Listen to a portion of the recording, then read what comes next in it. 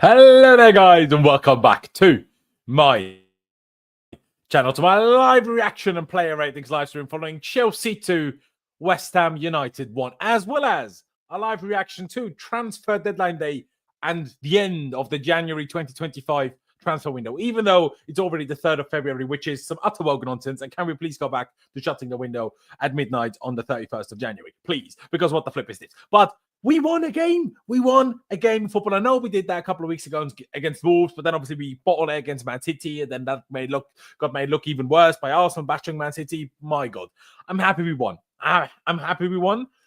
But honestly, I don't know how to feel. I feel like the last 2-3 weeks, in combination of the transfer window and the performances, my God, Chelsea have gone downhill. The toxicity in the fan base, the negativity in the fan base, it's hit new levels. It's hit absolutely new levels. And it's sad, man. It's very, very sad. But hey, at least we won today. We'll focus on that. We'll try to focus on that for now and for today. Let me actually make that picture bigger so we can see it properly. We won the game, though. Thank God we did not bottle against Graham Potter. That was the last thing we needed, was not winning against Graham Potter. And first things first, thank God for Pedro Neto. Thank the Lord for him. I was very critical of him recently, and I'll be perfectly honest that I was, and I think justifiably so, I was very critical of him. But today, my guy turned up. Now, first, Maresca was being an idiot again and put him on the left for absolutely no reason whatsoever. Took Sancho off again for absolutely no reason whatsoever. But thankfully, he then took Madueke off as well, putting Nkunku on the left, which was completely useless. But we'll get into that problem separately. Pedro Neto, being on the right, turned up and did the whole thing. Literally did the whole thing on his own. I mean, the first goal he created, the second goal, I mean, to be honest, his intensity, his work rate made that happen to an extent as well. But obviously a Cole Palmer cross that got deflected and luck finally going our way, which, bloody hell, that's been a hot minute since we got luck going our way. My God, I'm very, very, very thankful. By the way, ladies and gentlemen, everybody tuning in, welcome. Welcome, Sammy. What's good, my guy? Dylan says, what a comeback. Who's your man of the match on deadline day 2025? I would certainly say Pedro Neto is my man of the match today. Maybe it's Tosin Adarabioyo, though. Tosin was absolutely fantastic today. So shout out you, Tosin. We'll get into that. Ricky says, +3. We needed that absolutely. K-Star Gaming Laos. They had me in the first half. Literally, bro. I think all of us were so depressed at halftime. It was unbelievable. Top 4, we are back, baby. Yes, Chelsea are back in the top 4. I think 2 points clear even. Thanks to results going our way across the weekend. Man City losing, Newcastle losing, Bournemouth losing, Villa losing, all sorts of teams losing. Fire Red says, look what early subs can do. Exactly. And then still I had Naishi in my group chat complaining why we're making subs after 50 minutes. So there you go. By the way, I got to do my loudest to go Chelsea content creator. Thank you, my guy. Appreciate it. Fire Red, there you go. Laurenz is the problem. Cheers, mate. What have I done now? Why is it me? Why is it me? Mate, I'm going to go get me Balotelli shirt. Why is it always me? Yeah, no, I'm joking. Couture Criminals, there's Laurenz. Is the problem the manager failing to use the bench previously, or the sporting directors who have appointed managers who are reluctant to use the squad?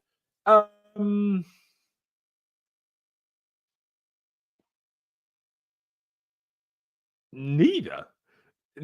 Like, today it worked out, but would you have said the same thing if that ball doesn't fall to Neto? No, Neto worked hard. Neto earned that goal for himself. But if that ball doesn't fall to him and he doesn't score that goal, you sit here and say that the bench is useless. You know what I mean?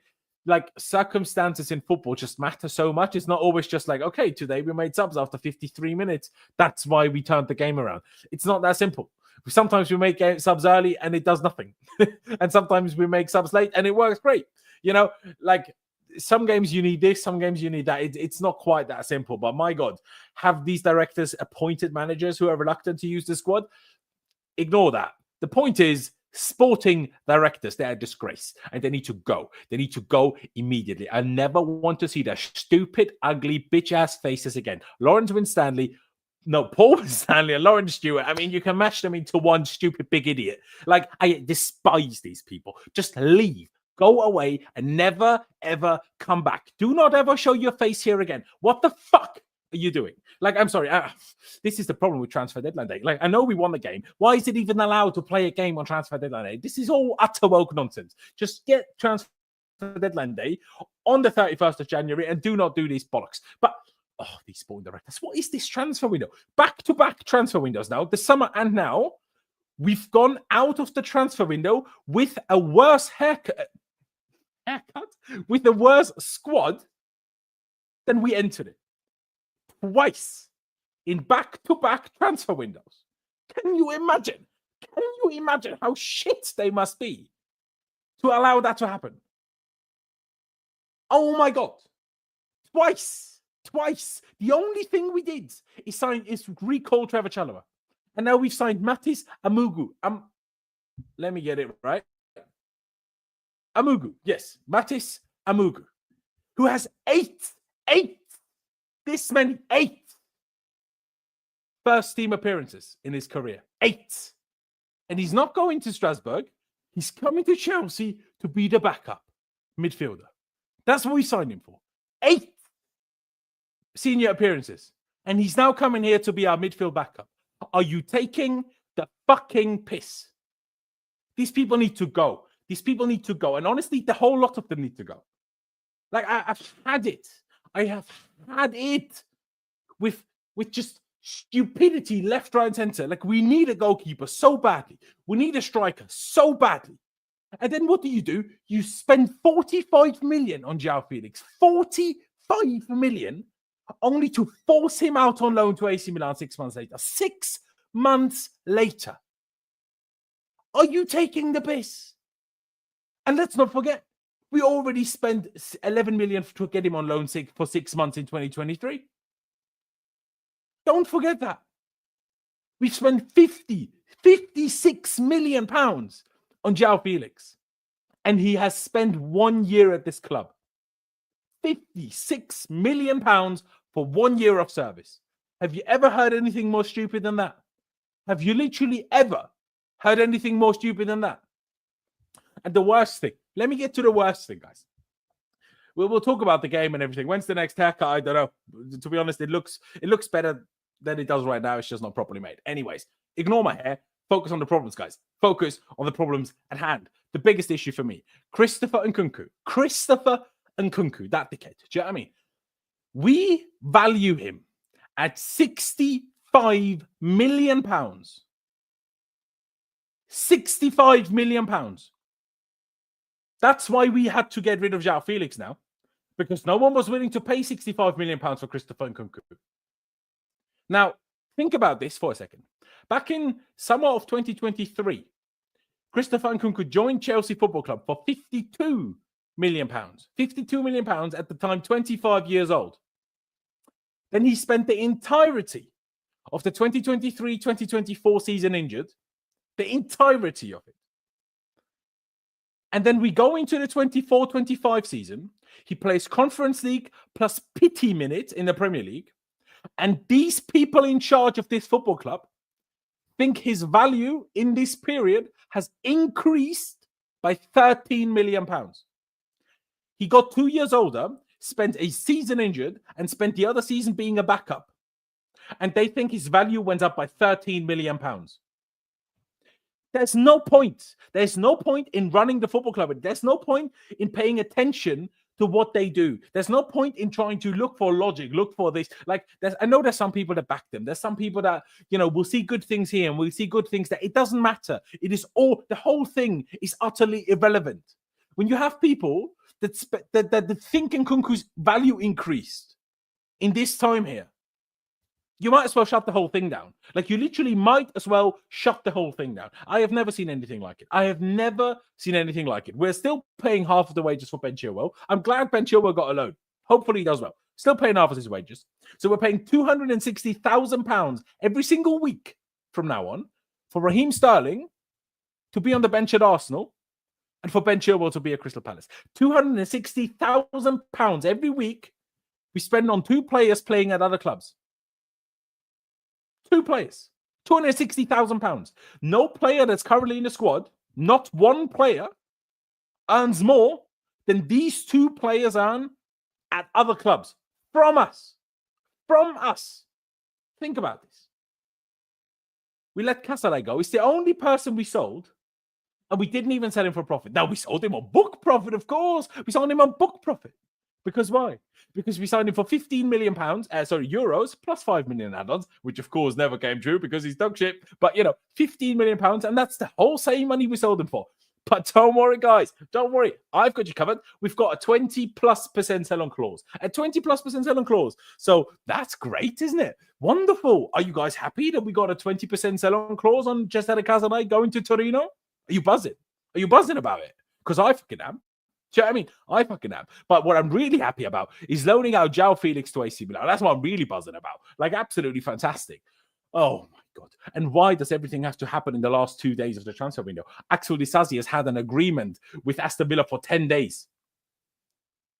And it had to happen on Monday, the 3rd of February. When we got the exact same fee that Villa offered 10 days ago. Why couldn't you have gone 10 days ago? By the way, Jackson and Gio got injured tonight. We don't have a striker from now on. Obviously, we don't know what happened, how bad their injuries are. But we might not have a striker going into the next few weeks because Christopher Nkunku is not a fucking striker. He's playing left wing today. He's shit there as well, by the way. But yeah, like Ryan says, this Felix loan makes 0 sense. Our bench looked atrocious. Our bench is atrocious. Our whole club is atrocious. There's a few good things happening at this club, right? And thank God Enzo Maresca showed some bollocks today and put Philip Jorgensen in goal. Thank God he did that. Was Jorgensen good? Absolutely not. The same stupid passes into absolute no man's land that Sanchez does. Not in the same stupid moments, but still the same stupid passes. But still, I'm glad that Maresca made the change. But my God, I cannot handle this anymore. It's a disgrace. They keep making our squad worse. They let Joao Felix go. They kept Nkunku. Oh my God, man. It infuriates me so much, man. Okay. I got my transfer deadline day rant out of the way. Shall we talk about Chelsea 2, West Ham 1, guys? Well, there'll probably be more transfer news as we're live here. So we'll talk about a few other bits and bobs. If I forgot anything, obviously, we can talk about it. Lucas says, we haven't even got to the goalkeeper situation. Yeah. I mean, can you sign one of those? No, of course you can't. Do you know what I mean? Reece James was moving like Kyle Harvey. I don't know who Kyle Harvey is, I'll be honest, but fair it is.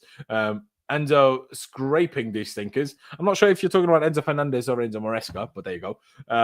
Yeah, I'm fuming. Duality of what? But yeah, duality. Why not? Kudus and Bowen are 10 times better than Noni, Kenning, where it started, Madueke. Okay. Yeah, no, I mean, I agree that Bowen and Kudus are better than Madueke. Yeah, there's not much more to say. Honestly, guys, let's get into these. Let's get into this lineup because we did something different a bit. We did something different, not crazy different. We've played the shape and system a few times recently. Let me zoom in a little bit so we can make this a bit bigger. Yeah, we had Jorgensen in goal. We then had a back three in possession of Colwill, Tosin, and Reece James. Then kind of a midfield diamond of Caicedo single pivot, Cucurella left 8, Enzo right 8. But really, it was kind of like a 3-1-5-1 because West Ham defended in the back 5. So we kind of want to create a 6 attacker line and therefore kind of outman them. But it didn't really work because they just put their midfielders into this area as well. So it was kind of like 6 against 8. So it didn't really work. Yeah. What can I really say? It just didn't really work in that sense. Euphoria says, I don't even know what to think of this game. I'm just like happy we won. Exactly. Comments are hard to read. Sometimes they are, sometimes they're not. You went from crash out to smiling about our win. Yeah, duality. It's true. It's true. I don't know, man. On the one hand, I want to sit here and scream and shout about the transfer window for hours. On the other hand, I don't have the energy for it. I don't have the will to care. I don't have the will to care about these idiots because they just frustrate me. They make me sad. They make me depressed. They make me tired because we hired people who are supposed to know football. And the problem is we even got the report last week that if Chelsea fail to secure Champions League football, it's going to be Maresca that's under the microscope and Maresca that's going to be reviewed, not the sporting directors. The sporting directors will get to pick again. They'll get to pick again. It's a joke, man.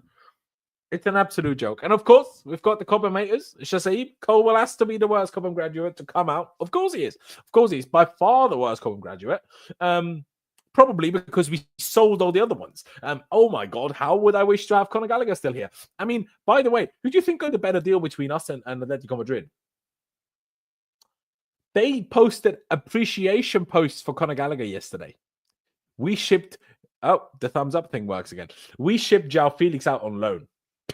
Fuck off. The whole thing just pisses me off. So funny report said we were going to be really busy doing transfer window. Oh, we are really busy by doing absolutely nothing and loaning people under value. Do you know what I mean? Colwill isn't good enough to be a starter, in my opinion. We need a world-class centre-back. Now, in my opinion, we need to play Colwill next to some actually good players. Now, obviously, he made a huge error today. That shouldn't happen. But we can't use single errors to say players are good enough or players are not good enough.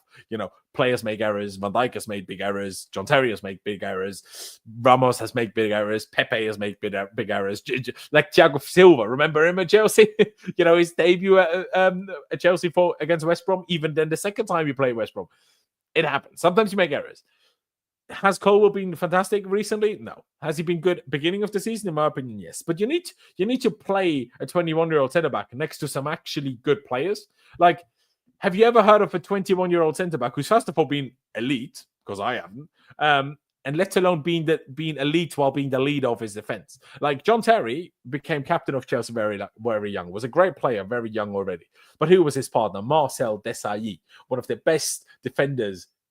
Well, maybe ever is a slight stretch, but top 20 centre-backs ever, I would say. Marcel Desailly hits the top 20 centre-backs ever. Like, at that point, late 90s, early 2000s, one of the best centre-backs in the world. That's who John Terry played off of. That's who John Terry learned off. That's, you know, that was the standard. What does Levi Colwill have? Tosin. And to be fair, Tosin was absolutely brilliant. And that's who I want to start with. We'll get to Jurgensen after that. I want to start with Tosin. Tosin, you're my absolute guy today. And maybe, because Neto only came off the bench, maybe Tosin actually deserves getting the man of the match today because he was absolutely phenomenal. He was absolutely phenomenal. I mean, that block at the end was outrageous. How does he pull that off? Unbelievable. He nearly scored as well. No, I thought he scored, and then we saw it was actually nearly was an own goal again. But anyway, he was great. Was calm at the back, fantastic defending, showed some leadership. Very, very happy. Tosin Adarabioyo, I've learned how to say your name properly now. I'm giving you an 8. I'm giving you an 8, and I'm also giving you a star. I might take the star away from you again later because I still got to decide what I'm going to give Neto. But for now, you're getting the star. Guys, let's look at his stats. We'll look at the game stats as well. I'm kind of getting ahead of myself here, but hey, this is how it goes, isn't it? We played the game. We do the thing. I'm glad you're enjoying it, hopefully, guys. Hit the subscribe button, by the way, if you haven't done that already. My cat is going crazy because he wants to go outside, but I can't really be bothered to get up during the stream to let him back inside later, so you're going to have to deal with it. My apologies. Any which way, like I say, subscribe and hit the like button if you haven't done that already. You can see Tosin on screen. Oh, look how we can flick between the players now. Look at you, FOTMob, doing improvements. Tosin completed the most passes in the match with 86, with a 95% pass completion rate, which is obviously pretty good going. It just did good overall. I mean, the long ball supposedly not, but otherwise, I just felt he did good. Apparently not in ground duels either, but in aerial duels. Again, where am I seeing blocks? Is that the only block he did? Well, it was a fucking crucial block. That's what it was. So, Tosin, shout out you. You're getting an 8. You're getting an 8. Let's go to the overall stats of the game. I mean, we had lot of the ball, the majority of the ball, let's say. We also won on XG, not clearly, but we did win on XG. We had 22 shots in total. Only 3 of them actually hitting the target, which is slightly surprising. 5 shots on target by West Ham on the other end. We had 2 big chances. They had 2 big chances. I guess the Tosin block was probably the other biggest big chance, unless Kudus hitting the post counted, but it was offside. But, you know, the ref didn't give offside, so maybe they counted that chance. If they counted that, 90% of their XG is that chance, which was actually offside. This is like the whole VAR thing where we let things go, even if they're offside, but then if they don't go in, we don't check, but then they still influence stats. Is kind of weird. When you deep it's kind of weird, no? Because like people will read this now and they will look at these stats. They will go on whatever app you will go on, see, West Ham had 1.12 XG. Chelsea only had barely more. Like, did we clearly deserve to win? No, don't get me wrong. But if this is where the XG is coming from, this is a completely false statistic because he was clearly offside. So anyway, the passing accuracy, decent, 86% in the grand scheme of things. I'm not going to complain about it too much. Oh my God, by the way, because here's its set play XG, that free kick from Palmer, that save from Areola. Oh my God. Are you taking a piss, man? Did that remind anybody else of that David De Gea save against Juan Mata in, what was it, 2013? Bloody hell. Can you believe that 2013 is 12 years ago? That blows my mind. I'm not sure if it blows all of your guys' mind as well, but it bloody blows my mind. I'll tell you that much. But there you go. It is what it is. By the way, guys, if you see anything, all right, Maresca says Jackson and Yu told him after the game that they are fine. Well, I bloody believe it when I see it. I bloody believe it. Okay, well, we'll quickly have to do a slight change of what we're looking at because it's just a bit funny. So I have to show you that. We'll get back into the player ratings and stuff in a second. But my cat is going mental. But I told him he can't go outside until I'm done streaming. So here we are. We got lucky. Should have played better. Yeah, we got lucky and we should have played better. But usually we played well enough to win and don't win. At least finally we got lucky. I mean, I'm going to take that. But what I said we need to change to is Graham Potter said, team spirit was fantastic. Players gave everything. So that's kind of funny. I can't even lie. That is kind of funny. But yeah, in this moment, Robert needs rest. Philip was fantastic, is what Maresca said. He doesn't need rest. You just don't want to play him. Do I agree that Jorgensen was fantastic? No. But there you go. Maresca says Jackson and Gio told him after the game they are fine. Like I said, as I read it out to you, I'll believe it when I see it. That's what I'll believe it when I see it. My God. There you go. You know what? He just spoke about Philip Jorgensen. Let's get to Philip Jorgensen, shall we? Let's talk about him. Let's talk about him. What did he do? What did he do? Could he have done anything about that goal he conceded? I really don't think so. He made, he made 4 saves, supposedly. I don't really remember 4 saves, if I'm honest. But there you go. I suppose they had 5 shots on target, scored 1 goal. So there you go. There's your 4 saves. The passing, 1 out of 8 long balls. That should still be better. That means that he didn't misplace a single not long ball. I thought I saw one, at least on the ground. Maybe long ball doesn't necessarily mean high ball, I suppose. But there you go. Saves inside the box, 3, throws 5. I mean, semi-relevant. What did you guys make of Philip Jorgensen today, guys? Good near post save. Yeah, I thought that from Bowen fairly early on. I was accused as one of them. That was a decent save, I suppose. To the under 18s for Roberto. No, Maresca. He needs to get in the bin. Yeah, he does. Absolutely. He needs to get in the bin to the under 18s. Honestly, he doesn't even deserve that.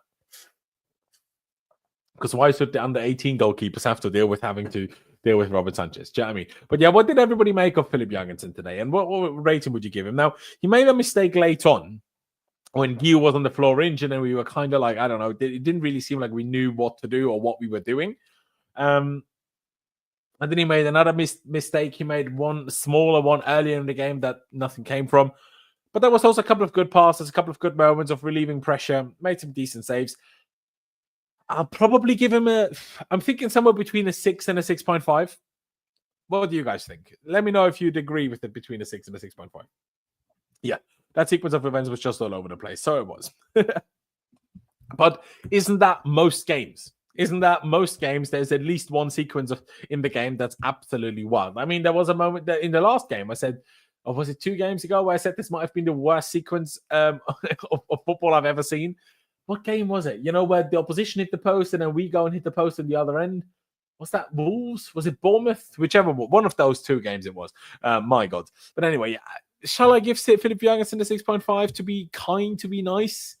I'm kind of waiting for you guys to get involved. Max says 6 is fair. Did well in the hospital with the hospital pass from Palmer and a couple of saves. Yes, true. Bad pass at the end brings it down. Yeah, that's kind of what I'm thinking. Big Lucas is at the bridge today with Austria supporters. Big Lucas. I don't know who you are, Andre, but shout out you, Andre, and shout out Big Lucas. Yes, he is there with a couple of the boys. I hope they had a great time. Thankfully, we got to see Moises Caicedo got man of the match. I swear, guys, if my cat doesn't stop meowing, I'm going to start throwing things at him, and he's not going to be happy. He's not going to be happy, but he's going to have to fucking deal with it. Yeah, another person saying 6. I'll probably give him the 6. I think 6.5 would be just too nice and almost just giving him an extra 0.5 purely because Robert Sanchez wasn't there. Let's get to Levi Colwill. Because, what a howler. Yeah, Caicedo got man of the match. The official one. I don't know quite how that happened, but it did. So there you go. Back to the lineup sheet. Well, they did it the wrong way around, but here you are. Levi Colwill won the most duels in the match. That's interesting. Made an error that led to a goal for West Ham United, though. 15 misplaced passes. That's got to be a joke. 15. Bloody hell. 5 out of 7 tackles, though. That's very strong going. 8 out of 10 duels. Bloody hell. That's outrageous. How's he done that, then? 8 out of 10 duels. All right, Levi. Fair dues. Bloody hell. Aerial duels, 6. 5 out of 6 is fantastic as well. I mean, you can't really be hating on that. Is anybody else shocked? Is anybody else shocked by those stats? No, I'm kind of stopped. I'm kind of shocked by that. What do you mean? Because 8 out of 10 ground duels and 5 out of 6 aerial duels is unbelievable. But obviously, he made one crucial error that obviously in the end didn't cost us anything, thankfully. But just poor. Like, he gets slightly, pressured, pulled on his shirt and arm by Kudus, and then just underhits his back pass, passes straight into the path of Bowen. And Bowen is not Nicholas Jackson, so he doesn't flop in front of goal. And he made it to 1-0 at the time. Roka's my guy. Hello. He says, yo, what's up? Very hard-earned win. Boys gave everything today. Yes, our boys did. And Graham Potter made sure to tell us that his boys did as well. So there you go. But yeah. As for Levi Colwill, I am slightly surprised at these stats from Levi Colwill. I was going to give him maybe like because of the error, I was thinking like 5. But these stats are enough, so I'll give him at least a 5.5. Okay? We'll give him a 5.5. That's what I'll give him. Let's move over to Reece James, because let's just finish off the centre-back 3 that we had in possession all in one before we switch over to the other screen again. Unlike Colwill, not that many misplaced passes. Only 4 of them, which is pretty good going, to be fair. It came off after 61 minutes. Looked a little bit slow in that moment today, where Carlos Soler kind of ran past him. I don't know why he got booked after that, if I'm being totally honest. Weird decision from the ref for me. But yeah, Carlos Soler is not exactly the fastest player in the world, and Reece struggled. Now, he caught him in the end, but with being physical, got himself booked as well. But didn't look great. But in general, it was a good game. I mean, he played some good crosses that unfortunately didn't lead to any, to anything, but he whipped some dangerous balls into that box to try and make things happen. 2 out of 6 crosses were successful. Like I say, some of the other 4 were definitely also useful and just didn't quite come off. 2 out of 2 accurate long balls, pretty good going. Had a tackle. 1 out of 2 ground duels, 3 out of 3 aerial duels. I'd say Reece was just decent. That's probably what I'd give it. Reece has just been decent. Let's get back to the team. I said Colwill, I'll give a 5.5. I probably would have given him a 5, maybe even a 4.5 before I looked at his stats. But the stats are good. The passing, not so much. 12 misplaced passes is a bit of a joke. Centre-back, that shouldn't happen and can't happen.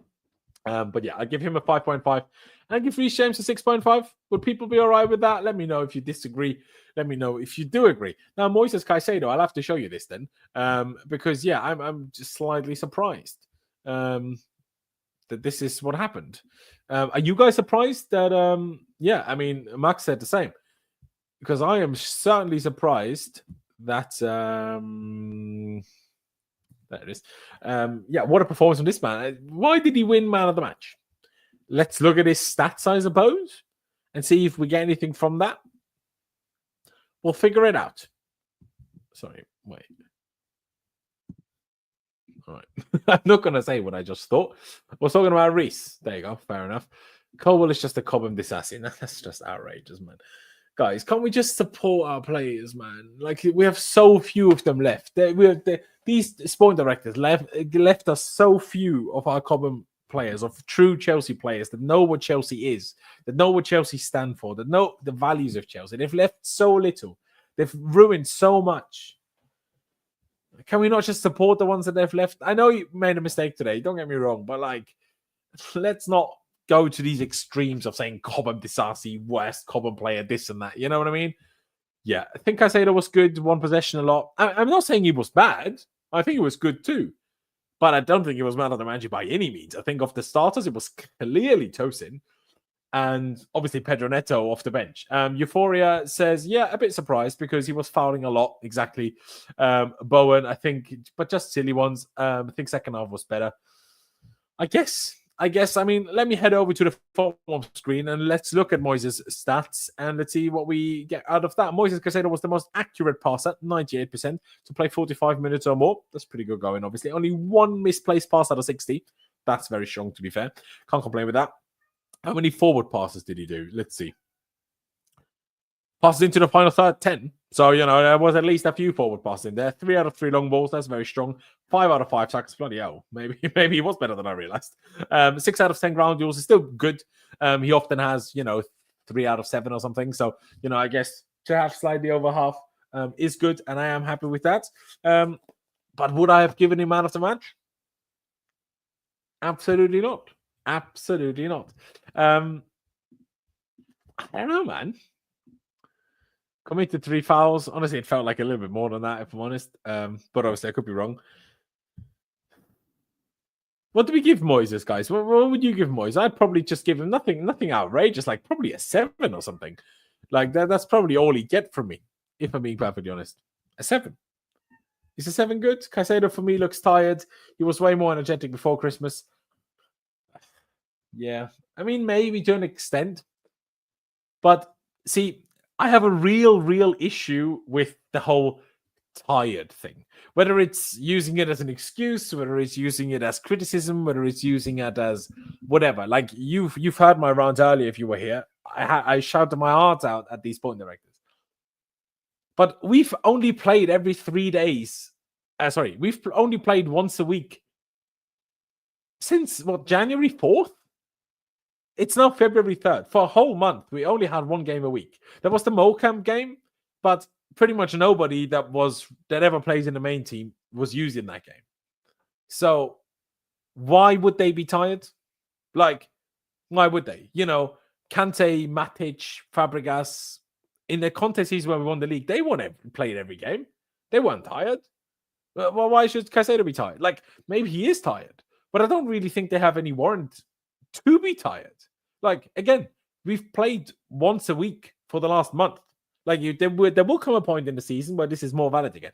But for now, I'm like, either don't be tired or just don't. It's not an excuse anyway. Not for me. Not for me. Kevin says Caicedo was good. I agree. He was good.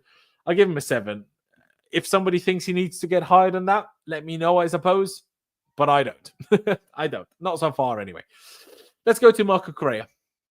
Good performance again. Left, center mid, I suppose. Left number 8.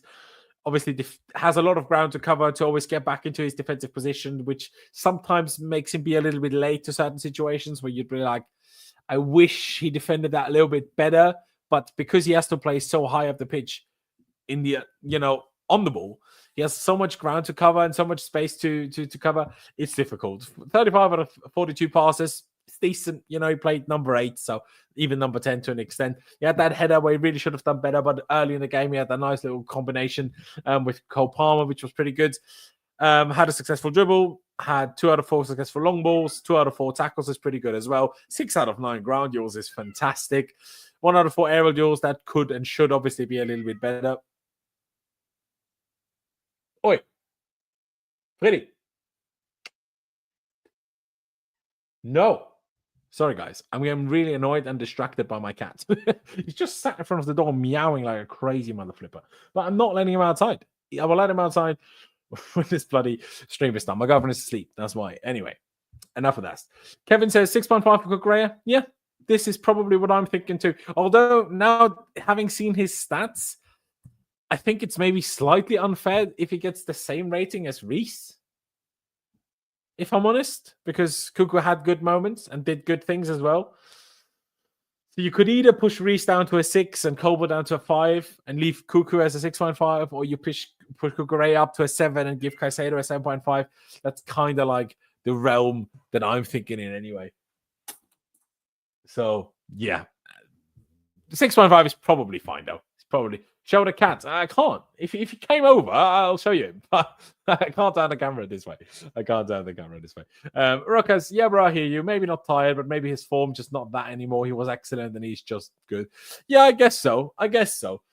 honestly, I think it's more of a whole team thing. I really think it's natural. The whole team is struggling more, so it's very difficult for any individual to look as good as they did when the whole team was doing well. You know what I mean?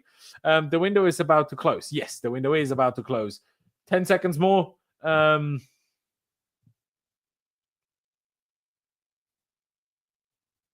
Willian has agreed to rejoin Fulham for the rest of the season. Deal done. How on earth has Willian agreed this now when he spent the game at Stamford Bridge? That's hilarious. I think he was more stuck in than Reece. Yeah, no, he absolutely was. But the question is, how much of that is his position, right? Because obviously him playing number 8, he's obviously going to be much more involved than my apologies, than one of the centre backs in possession will be, right? You know, so I don't think we can make too much out of getting stuck in. But I hear it. Let me see. I just want to make sure I don't miss any major news happening. So there you go. Well, I threw a couple of pencils at my cat. Now he decided to start playing with those pencils. So there you go. Maybe that will distract him for a little bit. I'll keep Cuckoo as a 6.5 for now. Maybe I'll change my mind later on. Now, Enzo Fernandez is a really weird one. In the first half in particular, I thought the way we were playing, Enzo was kind of almost a little bit in no man's land, because I know I painted it like this, but Reece spent a lot of time like here, right? And you push Cuckoo and Enzo up like this, and Reece spent a lot of time here. I wouldn't say Colwill was here. Maybe it was a bit like half like this, I guess. I don't want to move it around too much, but Reece was certainly pushing. So Enzo just felt like a bit of a waste. He obviously had one decent chance in the first half that he dragged wide, which maybe he should have done a little bit better with. But then in the second half, especially, you know, towards the end when we kind of had to see the game, what type of cat? A British short hair mixed with a house cat? Sorry. It's a nice cat, though, other than when he wants to go outside and meows a bit too much. Good old Freddy. Anyway, I don't know why we're making a whole stream about my cat. My apologies. Can you even hear him meowing on my microphone? I'm not sure. But yeah, Enzo Fernandez. I'm not sure what I made of him today. Let's look at his stats. He was good. He was fighting. He was, you know, showing leadership. But there was part of the game where I was like, you're not as involved as I'd like you to be. Also, 14 misplaced passes. How's that? I've never seen Enzo Fernandez have this. That's disappointing. That's very disappointing. 1 out of 4 long balls. Excuse me. Who are you? And what if you're under Enzo Fernandez? That is poor. 1 out of tackle. 3 out of 7 ground duels. It's okay. 3 out of 4 aerial duels is good. I'm happy with that. I'll give him a 6. Is that okay? Would people go along with a 6? He was like a ghost today. Yeah, but did you feel, Rockers, did you feel this was an Enzo problem today? Because I felt he was trying to get involved, but the position that he played, he's more used to playing off the left, although recently he's also played on the right more, because obviously Cucurella does a lot of the left half space. I don't know, man. A weird one today where I was like, I don't think he was bad, but he just didn't get as involved as I would like and as he usually does. How many touches did he? I mean, he did have 70 touches compared to, say, Caicedo, who had 71. So, like, basically the same amount of touches, which didn't feel like that at all to me, which is interesting. So, yeah, I'll just give him a 6. Keep it simple. Keep it moving. And we move on to Cole Palmer. Cole Palmer, who, in a way, saved us. In a way, he won us the game, which, you know, is obviously well and good. But obviously, he did get lucky with that deflection on his cross. Just not his day, I guess. Yeah, there you go, Rockers. There you go. I probably agree. But Cole had a weird game today because he had, you know, what he's had a few struggling games, but today he was actually quite good, but it just wouldn't go in. You had that free kick with an absolute worldy save from Areola. He had that shot in the first half that he absolutely skied. I don't know what he did there. Then that goal, that shot that hit like kind of, you know, the post that's kind of like that holds the net, that stretches the net. He hit that when half the stadium thought it was going in as well. But then he forced that goal. It doesn't officially count as an assist. I always think if you shoot or cross and then it takes a deflection and goes in, okay, it's an own goal, fair enough. But surely the player that shot or crossed should still get the assist, no? I think anyway. He really should. But yeah, you could see he was active, 7 shots. You could see all of these. only 4 misplaced passes, which is crazy in his position. We just looked at Enzo Fernandez, who had 14 misplaced passes. A lot of movement from Cole Palmer today. I'll show it on screen in a second, just how things moved around today. 2 out of 4 shots were on target. It's all right. 2 out of 5 crosses is decent. 4 out of 5 long balls is very good. 2 out of 2 tackles. Happy with that from Cole. He was very intense today, very much sprinting until the very end, or until he was subbed off anyway. That was really, really good. You know, he was never giving up, making sure he did his thing. So good job, Cole Palmer. There's a bit of criticism recently as well. 3 out of 4 ground duels. Even though Cole Palmer didn't score, and there was a couple of, you know, situations there where he should have done a little bit better, maybe even should have scored, I'll give him a 7. Maybe this is being a bit nice, but I'll give him a 7. But just to elaborate this, we did a lot of like Cucurella and Enzo like spreading like this. You know, obviously ignore the names, right? The kind of the dot itself of Sancho and Madueke being very wide. And then we literally had moments where Palmer dropped into here and literally dropped deep to help to create with build-up. Then Enzo obviously sometimes filled this role a little bit more. It was very, very interesting. There was also moments where Enzo dropped next to Caicedo for build-up. But yeah, there was a lot of movement. And it was, again, interesting. I saw on Twitter where people saying, oh, yeah, you know, bloody Maresca. But last year, you know, Palmer was always high up the pitch, and that's why it was so dangerous and getting so many goals. But then against City, for example, people are like, "Oh, we don't get Palmer involved enough." And then he plays a game like today where we make Palmer drop deep to be on the ball more, and people still complain. It's like no matter what you do, someone will always complain. I'm really getting annoyed with this cat. Just leave me alone. I literally told you 5 times now. I'm not. Anyway, Jesse Football TV says Caicedo and Cucurella, either one should win. And Caicedo did. Should win what? You mean man of the match? Maybe. Rocker says Cold was good today. Hopefully back to his very best soon. Struggled to get involved the last couple of games. Yeah, I agree. Good game. Just very unlucky not to get anything, but helped us get the dub. Absolutely. Absolutely. I'm happy we are in agreement. And I want to have a conversation about the wingers, because I'm really getting a little, like, it worked out in the end, but I'm really getting a pissed off with Maresca. Every game, taking Sancho off over Madueke when Madueke is having an absolute shit show. Like, I'm not saying Sancho was great, but Sancho offers something very different to what Madueke offers. But Madueke and Neto offer very similar things. So why would you want 2 styles of the same against the, like, neither are useful against the low block. Now, I know Neto got his goal with intensity. The intensity part is what Neto brings that Madueke doesn't. And also that, to be fair, Sancho doesn't to that same extent. So that's Neto's kind of standout. But Sancho is the only one that will keep the ball high up the pitch when he has no support. He's the only one in the team that is able to do that. Well, alongside, obviously, Cole Palmer. It's almost like, obviously, always Cole Palmer can do it as well. But Noni, he either runs and tries to score and loses the ball, or passes it backwards. Sancho can keep the ball, hold the ball, take a man on, pull across in, play a good pass, have some link-up play.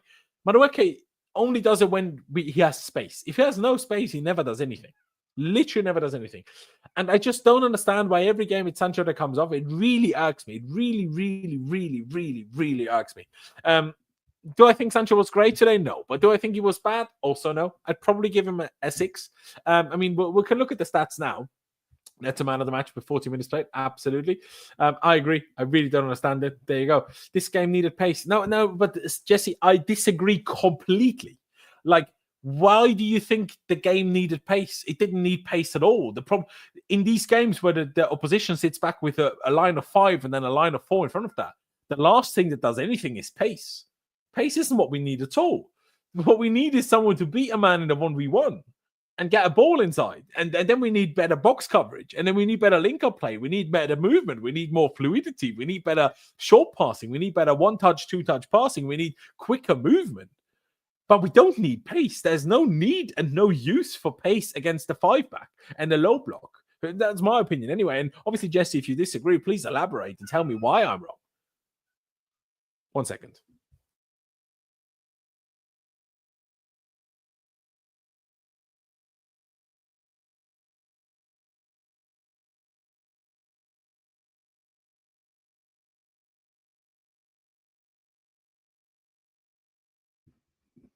My apologies. Yeah, I mean, the reason why the game needed pace became West Ham. But why? But right, I mean, towards the end, once we took the lead, you have a point. But the subs happened when we were losing, though. And I don't think that when we were losing, pace was a decisive factor at all. And I don't think Neto, with pace coming on for Sancho, who is less quick, makes a difference at all, especially because the only time we actually became good is once Neto then went over to his much, much, much, much better right-hand side. And Nkunku was for absolutely no reason on the left, which didn't help us at all and was absolutely useless. But yeah, I'd probably give Sancho a 6. I just don't think it was any special, but I just don't think it was bad either. I mean, he didn't do much. I'll give you that. Only 10 passes isn't exactly a lot, but he didn't give the ball away a lot either.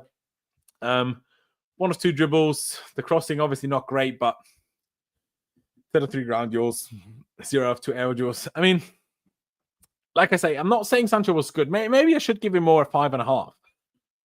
You know what? I will give him a 5.5. I still don't think it was bad. And I still think he should have stayed on over Maresca. But he wasn't good. So, maybe I'm slightly ahead of myself there. But with Maresca, he just gets lower. I'll give him a 5. He had that one moment, that one chance. And he just messed it up. He just messed it up. There wasn't too much more. Oh, why not? Noni, there you go. Noni. Yeah, I mean, a lot more involved, a lot more touches, obviously played longer as well, but not by that much, to be fair, just a few minutes. But a lot more, involvement than Sancho was. Whether is that on Sancho? Is that maybe why Maresca decided to take Sancho off? Maybe. But I really think that's a bit simple. I think it's more like that we use the side of Reece James and Enzo Fernandez and Cole Palmer liking to drift to the right. I just think we use that side more than the left side with Cucurella and Colwill. I think it's a bigger reason and a bigger reason behind the whole thing. But there you go. Everyone will have their own reasons. 1 out of 4 dribbles, not great. At least he had 1 accurate cross, I suppose. But yeah, he just frustrated me. There was another moment, 2 out of 6 ground duels again, which is just a lot worse than Sanchez as well. Man. And there was another moment where he loses the ball and then he stood still. Even Palmer was like shouting at him, run, chase the ball, press. Yeah. I mean, Rocker says 5.5. Fair enough. Not for me. The reason why the game needed pace because West Ham was trying to play on the counter. And that the only way we could have catched them with their player out from the low block, so we could have catched them. Okay. I'm trying. So I think what you're trying to say is because West Ham played counter-attacking football, the best chance for us to get something out of it was when we stop their counterattacks and then counterattack ourselves. And I understand this logic. And there was a couple of attacks that we created from this. For example, one Sancho chance and the Maresca chance both came from those kind of situations. Fair. But I don't think that's what the manager wants to do. The manager doesn't think like that. The manager doesn't want us to create by stopping their counterattacks and counterattacking ourselves. Our manager doesn't think in counterattacks. Now, we'll do it if we can, if the situation arises, but that's not how we plan the game. I don't think that with that in mind, the subs were made at all. And again, if Neto was good on the left, I would understand and accept this a whole lot more. But I just really don't think he is any good on the left. I think when he plays on the left, he's an absolute waste of space. And that's kind of why, yeah. But there you go. Big K says, by the way, shout out you, Big K. Krista was trying to manage the game today. He was. But the problem is he came on at 0-0, at 1-0 down. He didn't come on. He did come on at 1-0 down. And he was already trying to manage the game then. Managing the game at the end, when we're 2-1 up, good. And trying to keep it slow, trying to, keep possession. No problem for me.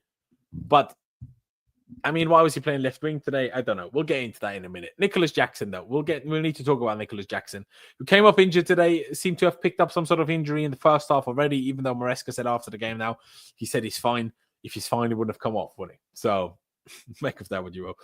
But honestly, he didn't have a great game. Not a game where he had like a miss, which he has had recently. More of a game where he struggled to get himself involved. He had played one really nice outside of the boot pass to Maresca for Maresca's good chance early on in the game that he dragged wide. And 8 out of 11 passes isn't too bad. Can't complain too much with that. 1 out of 5 ground duels should be a bit better. 1 out of 2 air duels is decent. Yeah.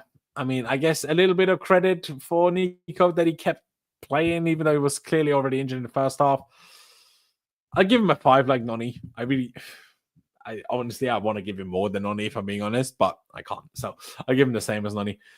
Am I being too nice? Am I being too nice with all of these ratings? You know what I'll do? I'll drop Colwill to a 5. I'll drop Reece James to a 6.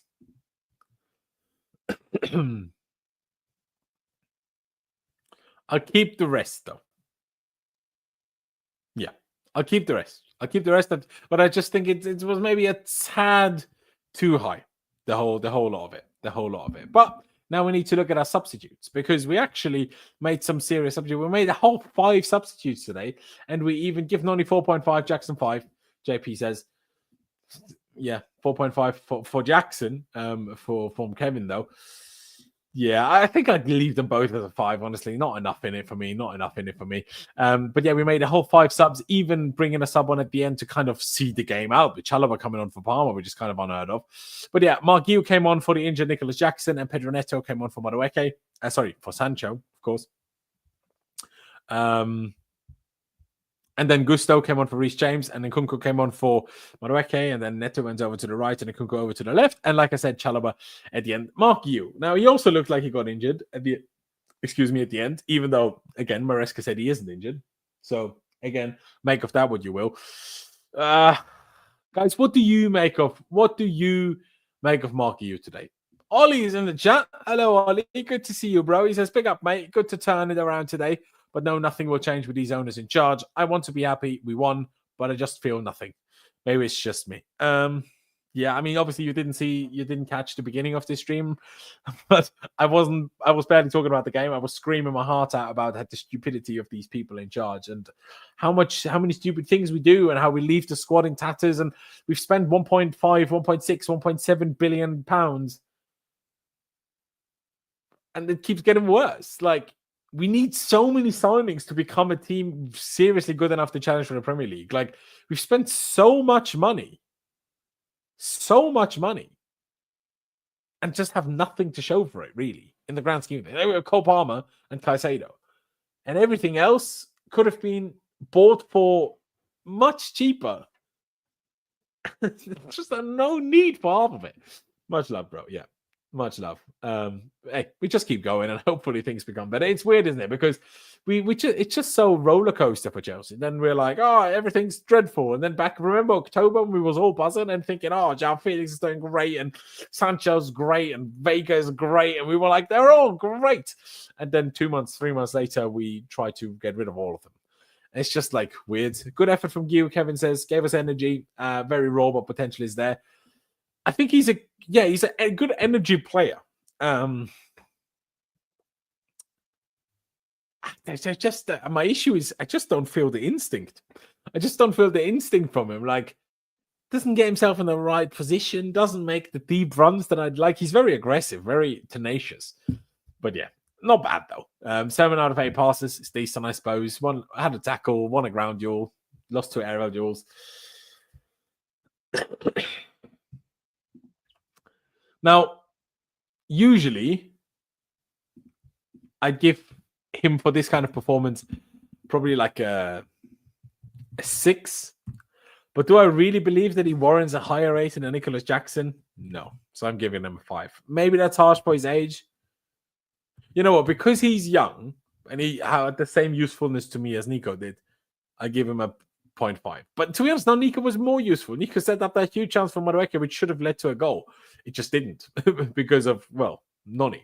But yeah, there you go. I mean, just to write down the other subs, just to quickly write it on there before we look at all their stats again, and before we wrap this one up in a few minutes' time. We had Neto coming on for Sancho.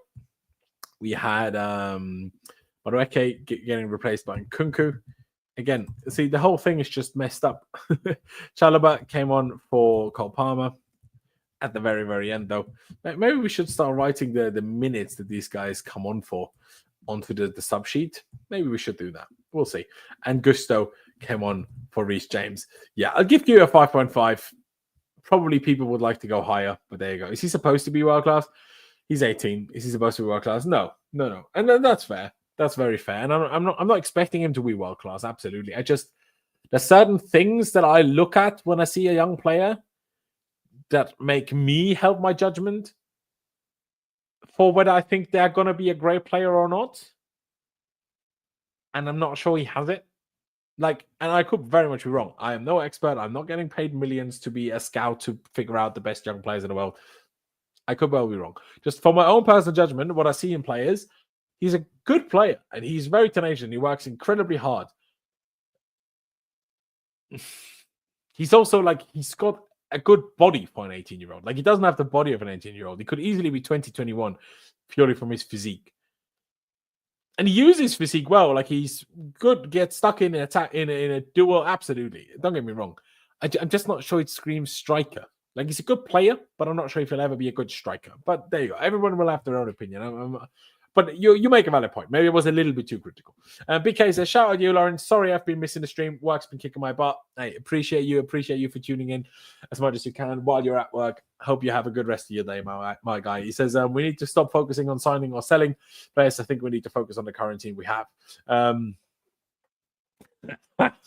Ollie, don't be doing me like that. Don't be doing me like that. Don't be twisting my words. Bloody hell, man. Have you seen how hairy he is? Oh, my God. Has anybody ever been that hairy at 18? I don't know. Probably. But certainly not me. Look at the facial hair. There you go.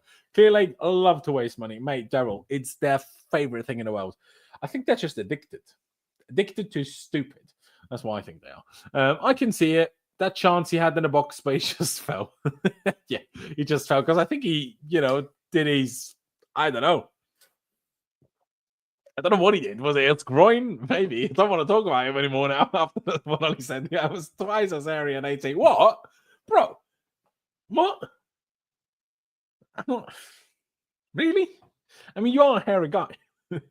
Don't ask me how I know. But there you go. Yeah, innit? It's fucked me right off there. My days. But fair enough. If you are twice as hairy at 18, bro, I'm a Yeti. Well, then, I don't know. To be fair, maybe you are. But I think you is quite... I don't know why we're talking about hairy people anyway. But I think you is a very hairy person for an 18-year-old. Anyway, enough of this. Ollie, you ruined it all. I can see those owners selling our current players when they get like 26, is going to get profit, and then buy 20-year-olds again. 100%. 1,000,000%. Imagine if they do a good Cole Palmer, man. Oh, my days. You made me sad again, Ruckus. Appreciate that. Thanks. There was no need. There was no need for you to do that now. Really. Yeah, just to quickly round it out, we need to get to Pedro Neto. He is the guy today. It's almost a shame that it took us this long to get to him. I want to highlight his stats because I haven't seen his stats yet. I need to look at them now, but they must be good. I hope so. 12, 16 passes. Can't complain with that. 1 shot, 1 goal. That's good. Dribbling, again, it's not his strength, is it? He's quick, but his dribbling is more like knock around, run past him. But against low blocks, no space to do that. All of a sudden, not a good dribbler. But crossing was good. Again, we don't have anybody to make use of that, unfortunately. And also, by the way, what we got to say, we got lucky today in various ways. Now, obviously, the 2-1 by Palmer, or the on goal by Wan Bissaka, obviously that was luck because the deflected cross. But even the first one, obviously, the VAR checked for a while where it was offside. Because the question was, did on Neto's cross, did Guiu touch it? Because if Guiu had touched it, Cucurella would have been in an offside position and the follow-up goal wouldn't have stood. And I think VAR just wasn't sure. I personally think Guiu did touch it. And I think they just gave us the benefit of the doubt. And honestly, VAR, thank you. We needed that today. But not to take anything away from Neto. Accurate long ball, 1 out of 2 as well. One a tackle, 2 out of 4 ground duels.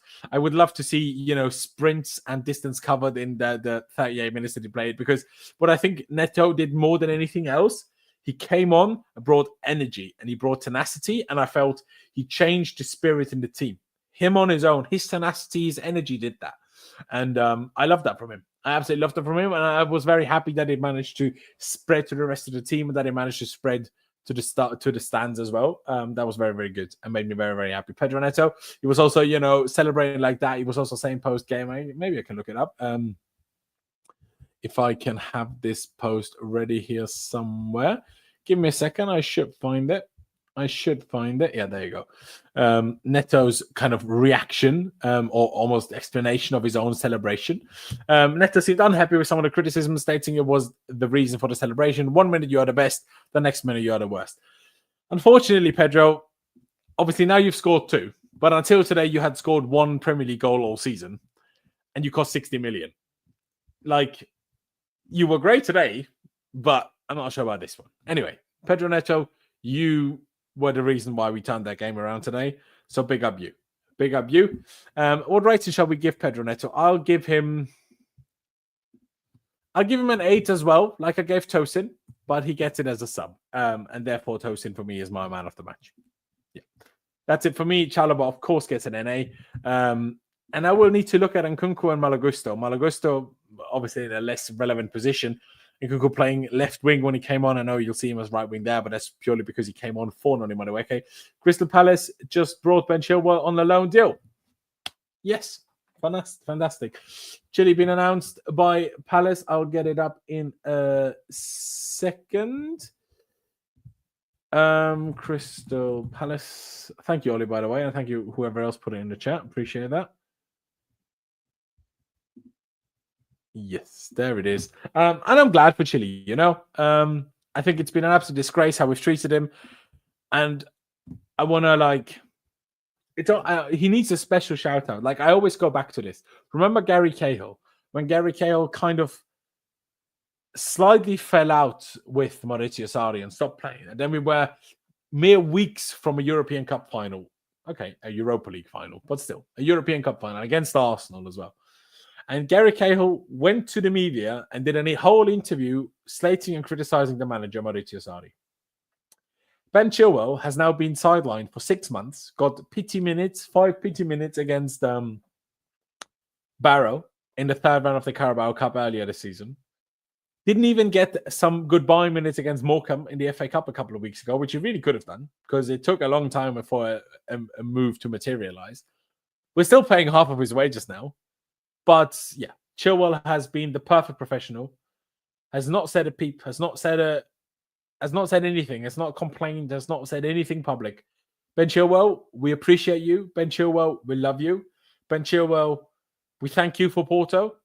And Ben Chilwell, I hope you do fantastically well at Crystal Palace. And either they buy you in the summer outright, or at least a good loan spell there helps you secure a different club in the summer. Because I don't think he has a future here. But yeah. I appreciate him, and I think we need to appreciate players like that show this kind of professionalism and loyalty to a club.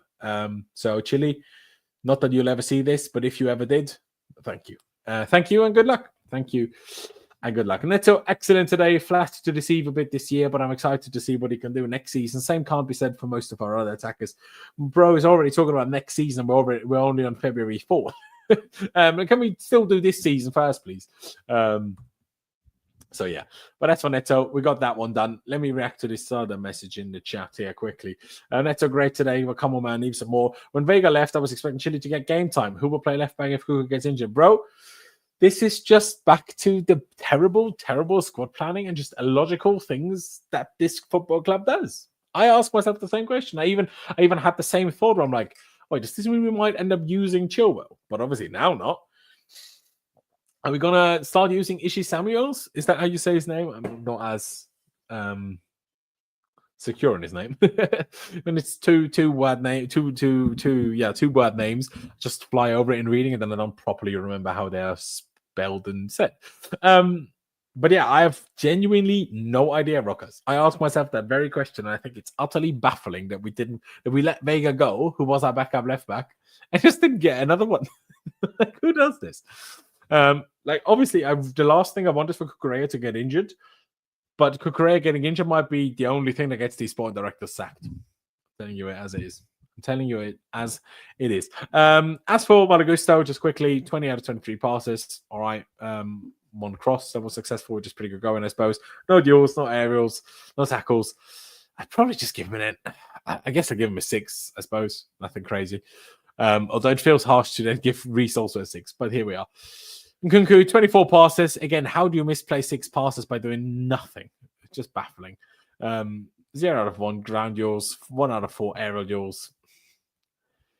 0 chances created, 0-1 expected assists, 0 expected goals, 0 shots. When he should have shot once, he tried to pass it off instead, though. 0 touches in the box, 1 pass into the final third. Fucking average, man. Fucking average. This player just annoys me so much. I just can't act. I still need to deal with this Kunku guy all the time. Giving him a 5, and I think I'm being nice if I'm honest. Gusto, I'm giving a 6. And Chalaba, of course, gets an NA. Before we do Maresca, let me react to what Joel says. Hi, mate. Sorry, was just in a meeting. No problem. Thank you for tuning in. Just watched the game after recording it. Well, there you go. I hope you managed to enjoy the game. At least we won, right, bro? At least we won. Noni should stay on the bench for a number of games and let Pedro Neto start. I agree. But unfortunately, even if Pedro Neto would start, it would probably be Sancho on the bench because I don't know why the manager does this at the moment. Very, very odd. Also, we're expecting a result of Mudrik's B sample soon. I still think that the club already know, and that's why they somewhat tried to sign a winger, but didn't, with Garnacho and everything. That didn't happen. Yeah, it's poor, man. It's really poor. It's really, really poor. But yeah, Noni.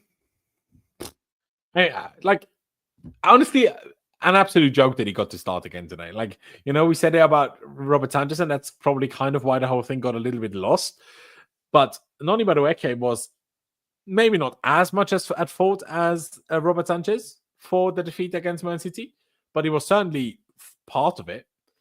I don't think he should have started again today. But hey, the manager does what the manager does. Rook says, I was surprised that when in one moment I saw Nkunku try to tackle West Ham player. Yeah, true. He did do that. Maybe I'm too harsh on him, man. But I'm finished with Nkunku. In my head, he was already gone. But because we failed so hard getting rid of him, we now had to get rid of Felix instead, which is just harsh. How did Nico and Noni get 5? You're feeling kind this evening. Yeah. Maybe. Could probably give them both 4.5 as well. But it just feels like singling people out because genuinely, we struggle to attack. Jackson wasn't good. Don't get me wrong. I'm not saying he was. But what are we expecting off Jackson? Now, sure, we would like him to be better in the air and a bigger threat in the box from crosses. But he can't make himself grow, a couple of inches just in the middle of a game. He can't, from one day to another, become Didier Drogba at heading the ball. He's just not going to be that guy. And learning better movement in and around the box, that's a thing that will have to come more from the manager than he himself. Sure, he himself can learn it, but it's not going to happen from one day to another. So with Noni, he was involved. He touched the ball. He could have done something. With Jackson, I felt more like, yeah. Did he, though? A couple of people have said this, but to me, not at all. To me, this is just gear was on once we turned the game around, once we changed the momentum. But you got to remember, though, that the momentum changes everything. But yeah, everyone will have their own opinion. That's perfectly fair. If the game ended 1-1, those ratings would be much worse, eh? Probably.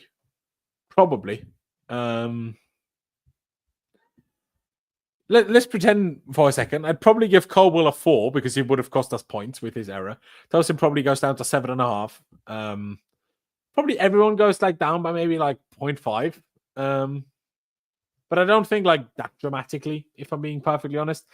Let's finish it off with Enzo Maresca, shall we, guys? And then go to sleep. It's midnight here. I'm sure it's quite late for a lot of you guys. So, although I'm sure it's quite early for some of you else. He changed the goalkeeper. He changed Sanchez. Nice. He didn't change Madueke.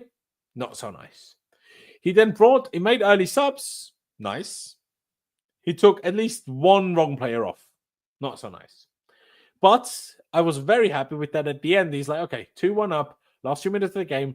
Let's not bottle it. Brings on Chalobah for Palmer. Switches to a back 5. And we just shut up shop. And I loved it. We need to. Obviously, I might have not loved it if it didn't work. If we consider a stupid goal, I'm like, why do you take Palmer off? Why did you go negative? That's football, right? That's football. It worked today, though. I'll give Maresca. I mean, I guess the second half was better than the first, so I'll give him a 7. We won. I could have easily just given him a 6.5 as well, though. Easily. But there you go. I just think Pedro Neto is better at every aspect of right wing than on. He works harder, passes and crosses well, runs into the box. I think Maresca dribbles significantly better than Pedro Neto. Everything else, I agree. But the dribbling part, Maresca is better at, in my opinion. And also, yes, Pedro Neto works much harder, but Maresca is physically much stronger. So that, plays a certain role as well. That does play a certain role. Let me just quickly see if there's anything particularly major that I have missed. When Chilwell has left on loan. We love you, Chile. Good luck. Okay. We can look at 3 things here in one, and then we'll round it out. Just the last thing. Yeah, that's exactly it. Joe, that's exactly it. So first and foremost, Levi Colwill put on Instagram, terrible mistake from me today. To be honest, he said mistakes from me tonight, but I bounce back stronger, and that's why you need top players to bail you out. Well, see, I love that from Colwill. When Sanchez makes a mistake, he says nothing. To be fair, he did a couple of times. But when some players make mistakes, like Noni Madueke, playing players on side, failing to track players, he's like, if you don't have trust, you won't achieve anything. Or all this bollocks, and it's just posting himself celebrating a goal when we lost the game 3-1 thanks to his errors. So there you go. But yeah, you can see it here from Matt Law and Pais. Believe Aston Villa and Chelsea submitted a deal sheet in time to complete Axel Disasi's loan move, which gives them some more time to fully complete the deal. Deal sheet has been submitted for Disasi's loan to Aston Villa. Both clubs have 1 hour. So Disasi to Villa is likely to happen in the end. Once it's Colwill, what? Yeah, there you go. Disasi gone, Anselmino staying. He was supposed to go out to Marseille on loan, but that didn't happen now because of international loan spots. This Amgu, I lost it again now. I don't remember what he's called now. Wait, there he is. Amugu. I need to learn how to say this name, but again, 8 senior appearances, and we're getting him in our squad to help with midfield depth. Disgrace. A decent little player from what I've learned, but my God, I'm not impressed. Look at why Villa will want him. Lamo, are they that desperate? Mate, they've been playing midfielders in midfield, so they probably are exactly that desperate. Who's on your picture there? Is that Carlos Alcaraz and Messi? Fair enough. You're an Alcaraz fan. There you go. Don't mind him. There you go. Ladies and gentlemen, I think it's about time I wrap this one up. Let my poor cat outside. Don't know why either. Maybe got injuries. They do have injuries. We want to get top 4, so give them our crappy defender. 2 days ago, the reason why we didn't let him go to Villa was that we didn't want to, help them out. So there you go. Yeah, I do enjoy tennis. Not really as much anymore since Federer retired. I was a big Federer fan. I really despise Djokovic. So I'm happy that Alcaraz and Sinner now just stop Djokovic winning all the time. That's basically it. I don't really have a favorite between Sinner and Alcaraz, if I'm honest. I like both. So, yeah. So here's my little tennis take. Anybody into the Alpine Skiing World Championship that will start tomorrow? Anybody into that? Probably not. If you're not Austrian or Swiss. But there you go. Big Federer. Hey, Federer is the GOAT. Federer is the GOAT of sport. Maybe even ahead of Messi. And I know he's not even the best in tennis, in numbers and titles and everything. Federer, Ferrari, and Chelsea. Hey, Joe, we still have a few different opinions. Let's not get into those now. But Federer, Ferrari, and Chelsea. We do well. Ladies and gentlemen, it's time to wrap this one up. Thank you guys for tuning in. The ones that have been here, appreciate you really very much. Thanks for getting involved in the chat. I really enjoy, interacting with you guys. Subscribe if you haven't already. Hit the like button for me as well. Rocker says, do you play tennis or just watch? Well, I used to play it back in the day as a kid. I haven't played it in years and years now. I used to. Might pick it up again. So I'm sure I've done it enough that I can just go pick it up anytime and be half decent. So, yeah. I played some tournaments as well as a kid and stuff. So, I'm not amazing, right? Don't get me wrong. But I wasn't terrible. Let's say that. Anyway, enough tennis chat. Honestly, I've been thinking maybe I need to get it. I don't know. It's just too many things to talk about, and not enough people will be interested. I'd love to talk about F1 and tennis and all these sorts of different things. But hey, there you are. Enough waffle. Ladies and gentlemen, have a good night. Have a great rest of your week. It's weird when you play Mondays. I don't really like Monday night games because this was our weekend game. Our next game is in 8 days from now. Supposedly, maybe it's 7 now that it's past midnight, but this game is Brighton away in the FA Cup. So there you go. But yeah, ladies and gentlemen, like I say, thank you guys for watching. Up the Chelsea, upwards and onwards. And guys, I will see you next time.